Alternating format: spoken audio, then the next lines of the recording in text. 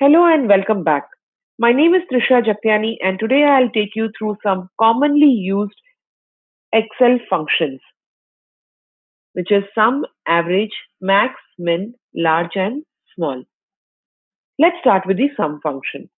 In my example, I have salary information available for employees in the organization. If I want to know the total salary paid to all employees, I will simply use this sum function. To perform the function, I'll start with an equal to sign followed by the function name and the open parenthesis and then select the range which I want to sum. In our case, it is the salary range. To select the salary range, I will drag using the mouse till the last cell where the salary information is available, or I can also use the keyboard shortcut key to select the whole range. To do that, I'll select the first cell and then use the keyboard shortcut key, Control Shift and down arrow key. This way, you will notice that Excel has automatically selected the whole range. Now I can close the bracket by going to the formula bar and press enter. I scroll it a little up to see the result. Next function on my list is the average function. As the name suggests, it provides the average or the mean value for series of values in a range. Let's say I want to identify the average salary paid to each employee in my organization. Again, I will start with an equal to sign, enter the function name, followed by the open parenthesis, and then select the salary range by using the shortcut key Control Shift and down arrow key. Go to the formula bar, close the bracket and press enter. Scroll a little up. You will notice that Excel has calculated the average salary in the cell.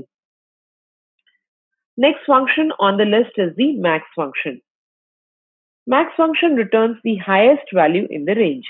For instance, we can use the max function to find the highest salary paid to the employees in the organization.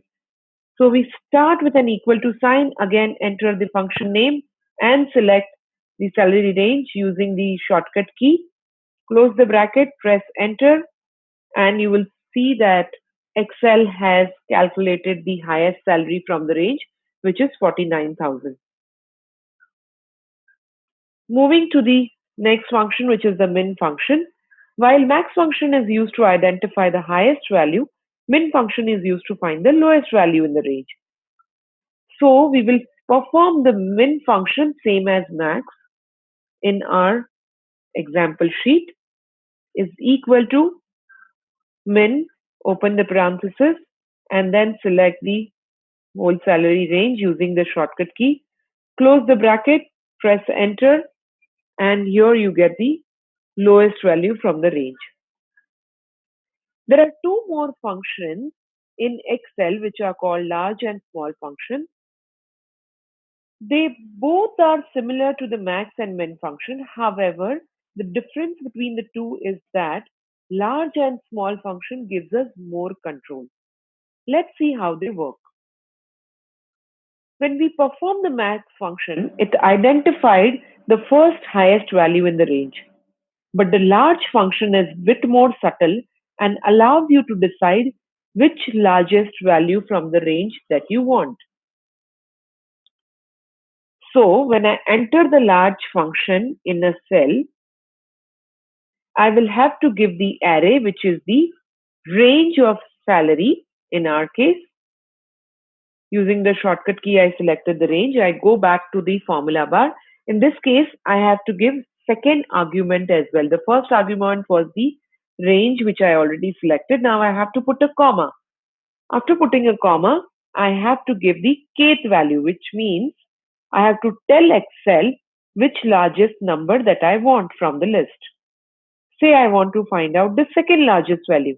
Then I will enter 2 in the second argument, which is the kth value, and close the bracket, press enter. I will see that Excel has given me the second largest number from the list. Similar to the large function, the next function that we have on the list is the small function. Small function will provide the lowest value in the list, but you have to tell Excel which lowest value do you want. So I'll start with the small function with open the bracket. In the array, I will select the whole salary range, go to the formula bar, and after the comma, I have to give the kth value. In this case, again, I'm trying to find out the second lowest value from the range. So I'll put 2 and close the bracket, press enter. I will see the second lowest value from the range is 7,000. Now we have seen the commonly used basic Excel function so far. Now let's move on and see an important tool in Excel, which is called as table, and how it can be used with different functions and formulas in Excel.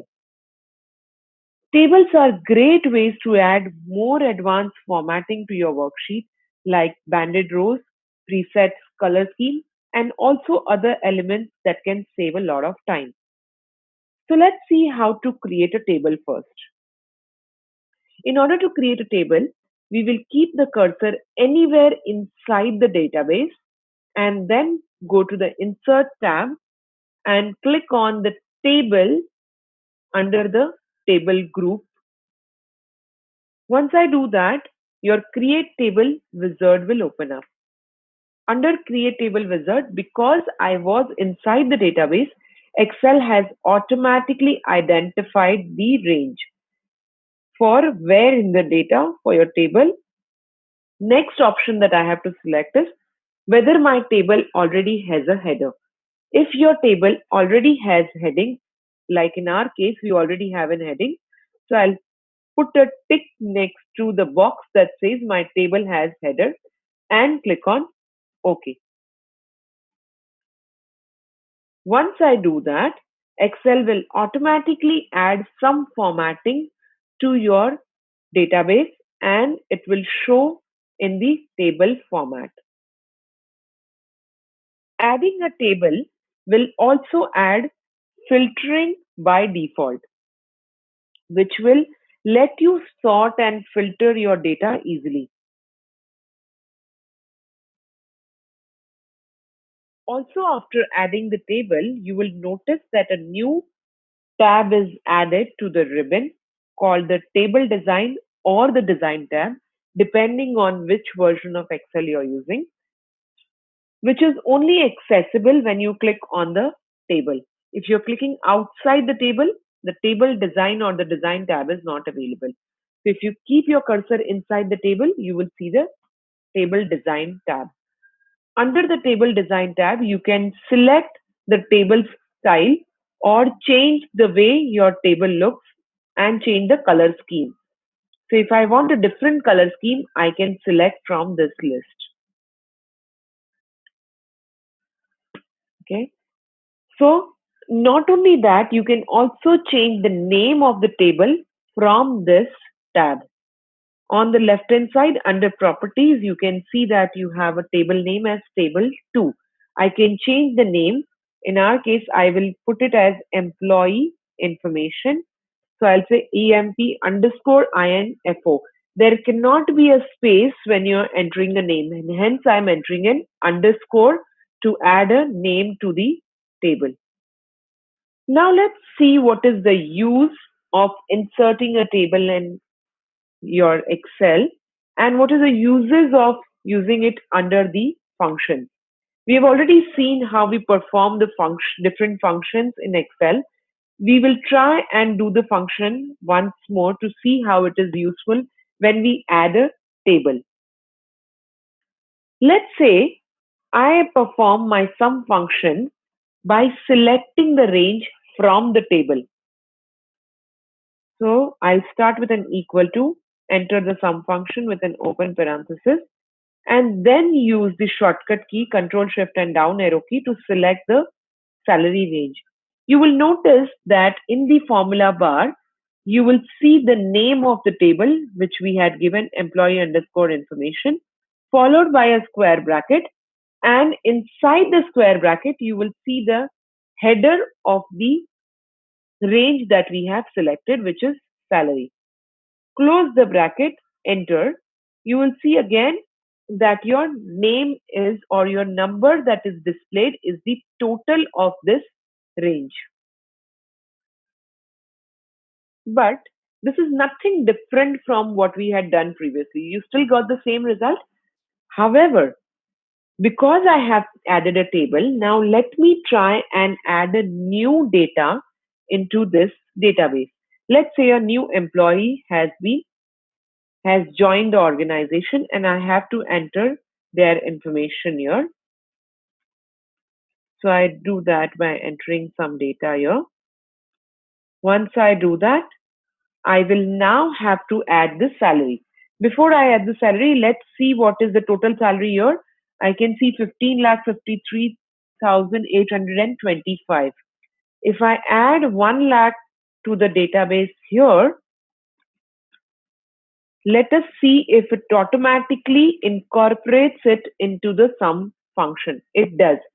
The earlier number was 15 lakh.